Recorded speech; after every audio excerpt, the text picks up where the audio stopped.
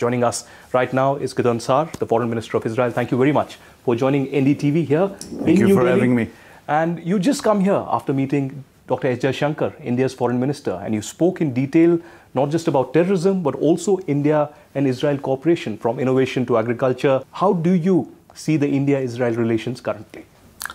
They are improving consistently. We are thankful for India's friendship. Today in Israel, we're going to sign a MOU on defense issues, and we are moving forward the relations on defense, on agriculture, on economy, but we always have the passion to make it more stronger, and I believe we will. And this is why we had so many bilateral visits of Israeli ministers in India this year. I also invited Minister Shankar to come to Israel, and we framed that we have certain issues that we want to have further agreements in the near future in order to push the relations forward. Could we also believe that this is a preliminary meeting to the Prime Minister of Israel visiting here? Because it's been quite some time. We've been preparing for 5 to 6 years, but I understand 2 years have been very busy for him. But could we expect him to visit India soon? That will happen, and probably sooner than later. I see. Also on the aspect of Hamas, there has been support from the Indian Prime Minister, Narendra Modi, to the Gaza peace plan by Donald Trump, the US President. And openly, publicly, India was the first country to condemn the 7th October attacks. The Prime Minister spoke to Bibi Netanyahu and also on X. But at this particular moment, how do you see India's role in the peace process and also in the future of Gaza? First of all, India is first of all, we will not forget the fact that India stood by us. We will not forget the fact that Prime Minister Modi was the first world leader that called Prime Minister Netanyahu on this awful day of October 7th. But I believe that India, as a leader on the world stage, have an important role. And I would say now the most important thing is to keep the Trump's plan as the only game in town. There are a lot of actors, some might be European or others, that will try to push it to different directions, but the most important thing is to be very consistent with this plan, which is a stage-by-stage plan, which is very realistic, and I believe that this is the only way to stabilize the situation. First of all, to stabilize the ceasefire, and then to move forward. So India, like it was mentioned today, India supports this plan, but I hope will be one of the voices in the international community that will do its utmost that there won't be any deviations from this plan. Minister, India has also historically supported a two-state solution. India said that Israel and Palestine have a right to exist next to each other. And we've seen several of these countries just ahead of this peace agreement actually recognizing Palestine. Do you think that will be a reality even as we talk about the future of Gaza and Hamas, and you try to disarm Hamas in the next coming weeks, but will Palestinian state be a reality? We see the current situation probably in our own way, as we are influenced by situation. We cannot go today to establish a Palestinian state that will endanger our security and the stability in the region. Some countries believe, or a lot of countries believe, this is the so-called vision. But what is the reality? The reality is we are still facing terror states in the Middle East. Gaza is not dismantled yet. Hezbollah in Lebanon, the government decided to dismantle it, but it didn't go so far. And Iran is doing its utmost in order to disrupt it. the Houthis in Yemen. So to build a new terror state just in the middle of our heartland, with near all our population centers, topographically controlling all these areas will be a grave mistake, and it is not something that we are going to do. Also, the Trump plan, it doesn't necessarily say we're going to have a Palestinian state at the end of the road. It said it might be if they will meet certain circumstances, and it still keep it open for negotiations. Of course, it is up to us as Israelis. That will not be defined in the UN or in other places, but by us. As the ones that also formed this Palestinian Authority and withdrew from territories, we also learned from mistakes we did in the past. We don't want to repeat them. I think a common Israeli today wants to ask you that, can we really trust Hamas? Because when I met Prime Minister Netanyahu in August this year at his office, he told me that there will be a new governance structure and we will not occupy, the IDF and the Israel will not occupy Gaza. And we are perhaps walking towards that, a new governance structure. But will that be a reality? Can you assure your people or perhaps the global community that Hamas will not continue to terrorize the people? Because we've seen such attacks continuously happening even now.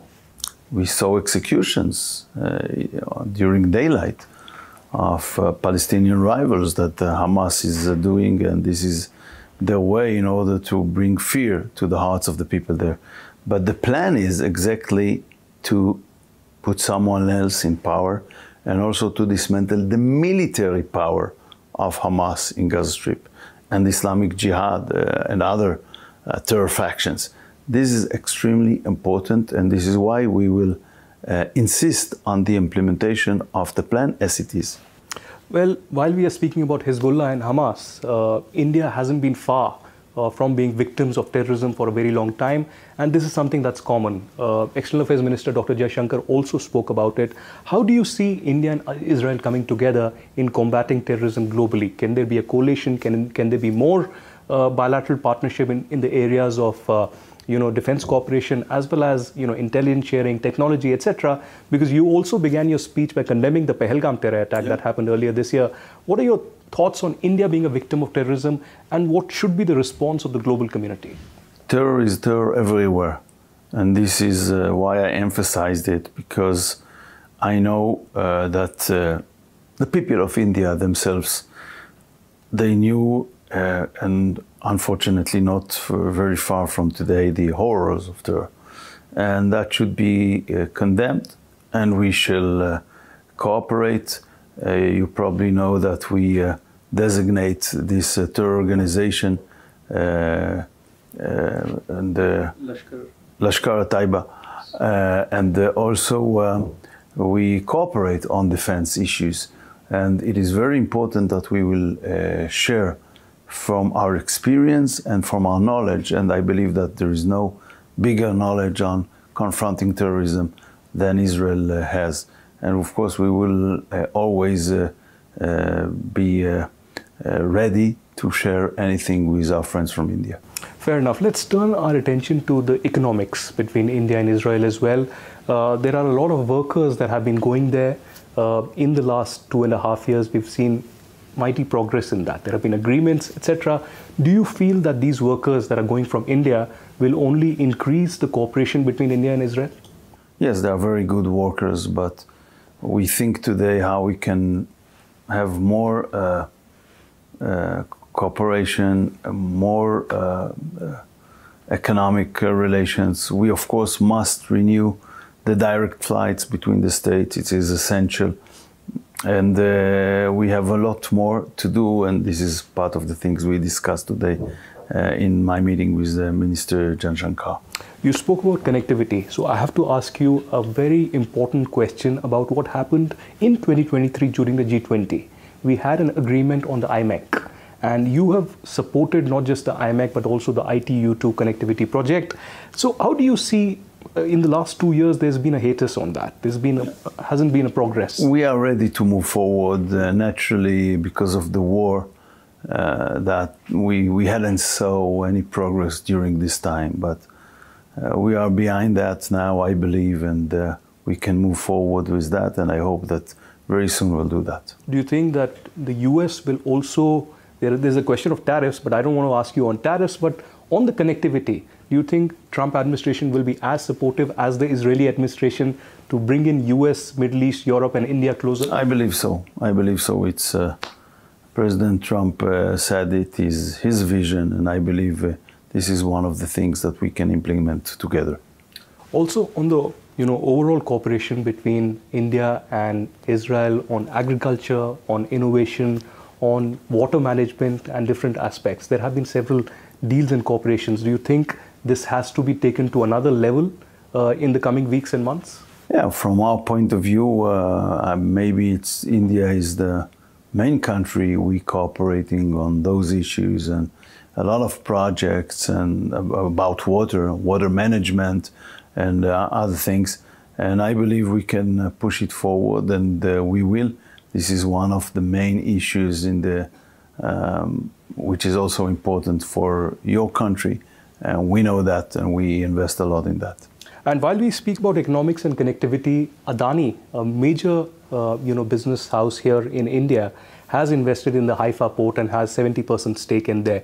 We've seen problems there, but do you guarantee or do you assure that in the future there will be much more security, or do you think that the Hamas threat remains on that to invite much more investment into Israel? I believe that Israel has a great air defense system. Yes. It protects our country, it protects the investments of all the businesses in our country, and it was able to deal with huge things that maybe other countries cannot deal with. And this will be the future. We will only improve it. But on the Adani project in Haifa, do you think that's a success, a mighty success, and could invite much more investment into Israel and the other way? Well, I cannot, of course, in a position to compare between different businesses. We welcome Adani's investment, and we think it is important, and we are in good relations, and I think it's important for both sides, and I believe that the relevant authorities are negotiating on all the things of mutual interest. Also, one major issue that you have, or perhaps the one takeaway from the meeting with Dr. Jaishankar that happened today, because there's a gamut of issues from security to technology to, as I said, innovation and other issues. But what is the one major area that amidst this tension in the Middle East, you are here in New Delhi? I will say there is a mutual desire to have a real strategic partnership between the countries and to invest in that. And there is also, without getting into details, a same look or a same judgment of different players and developments on global arena. So I think we have all the reasons and all the possibilities to move forward together. I said today that India is the future. I believe that India is the future. India is a global superpower. Israel is much smaller. But Israel is a regional power. And we could do a great thing together, and I'm sure we will do great things together. You've been invited by India to the Artificial Intelligence Summit next year. How keen is Israel to partner with India on that, and do we expect a formal participation? We will be partners. I don't know in what level yet, but it will be a very senior level. Okay, one last question. I know you have a busy schedule, just about 24 hours here. Minister, on Prime Minister Modi and Netanyahu's bonhomie, there's much been spoken about when Prime Minister Modi also visited there. Could we expect that again to happen? And also, I ask this because recently, Bibi Netanyahu said in a video that I'm in touch with Prime Minister of India almost on a weekly basis. And that's huge. That says a lot about the cooperation between India and Israel and how we have come over the last 3 decades. So overall, how do you see the relations building up right now? And what are your expectations from New Delhi in the next few weeks and months? I also know that these conversations are very open, and that the Prime Minister shares with Prime Minister Modi the most delicate and important strategic issues. I believe that will be continue. I hope they will meet very soon.